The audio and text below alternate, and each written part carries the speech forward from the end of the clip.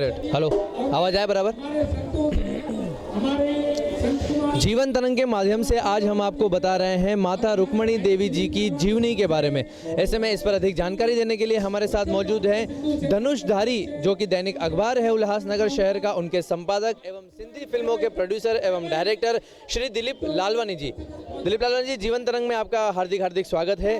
हम आपसे जानना चाहते हैं कि माता रुक्मणी देवी जी के जीवनी के बारे में आप क्या क्या जानते हैं, उनके कार्यकाल के बारे में आप क्या क्या जानते हैं, उनके सेवा कार्य के बारे में क्या क्या जानते हैं, आप हमारे दर्शकों को बताइए। माता रुक्मणी देवी के बारे में मैं ये जानता हूँ कि वो हमारी माता थी, हमारी माँ थी। उनको हमने सामाजिक कार्य करते हुए देखा था, समाज की सेवा करते हुए देखा था। बहुत ही सादगी में रहती थी और जो भी संसाधन थे अपने पास, थोड़े से थोड़े संसाधनों में भी लोगों की सेवा कैसे की जाती है वो देखने को मिलता था माता जी में, कि किस तरह से गौर गरीब लोगों का, आदिवासी लोगों का, प्यासे लोगों का मदद करना है। यहाँ तक कि पशु पक्षियों को दाना डालना, उन्हें पानी पिलाना, जानवरों को चारा देना, ऐसे बहुत छोटे छोटे कार्य उनके जीवन में मैंने देखे जो एक बहुत नई प्रेरणा देते थे।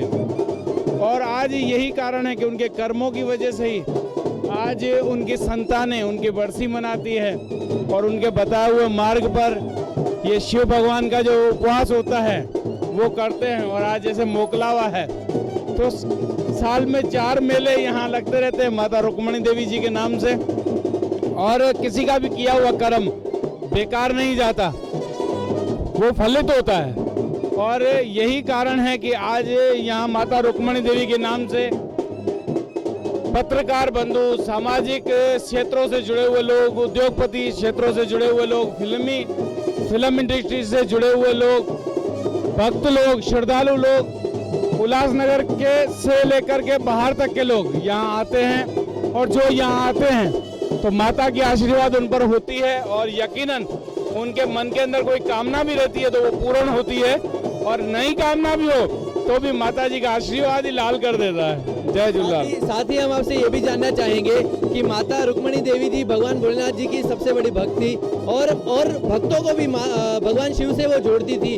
16 सोमवार हो या उमावस का दिन हो, भगवान भोलेनाथ की भक्ति में वो लीन रहती थी। क्या कहेंगे उस पर? माता जी भोलेनाथ की भक्त थी, ये आप और हम संसारी लोग जानते हैं, लेकिन वो भक्ति करते करते हुए खुद भोलेनाथ बन गई थी। इसलिए उनसे कोई आदमी कोई कामना भी करता था, खाली ये बोलती थी भलो ठींदो, तो उसका भला हो ही जाता था। तो माता रुक्मणी देवी बात नहीं करती थी, वो साक्षात भोलेनाथ ही बात करते थे। वो उनकी तपस्या में, उनकी पूजा में इतनी लीन हो गई थी। चलिए, बहुत बहुत धन्यवाद जीवन तरंग से बातचीत करने के लिए। तो आपने देखा कि श्री दिलीप लालवानी जी किस तरह से माता रुक्मणी देवी जी के जीवनी के बारे में हमें अधिक जानकारी दे रहे थे। आप जुड़े रहिए हमारे साथ, आगे आपको अपडेट देते रहेंगे। जीवन तरंग आप देखते रहिए।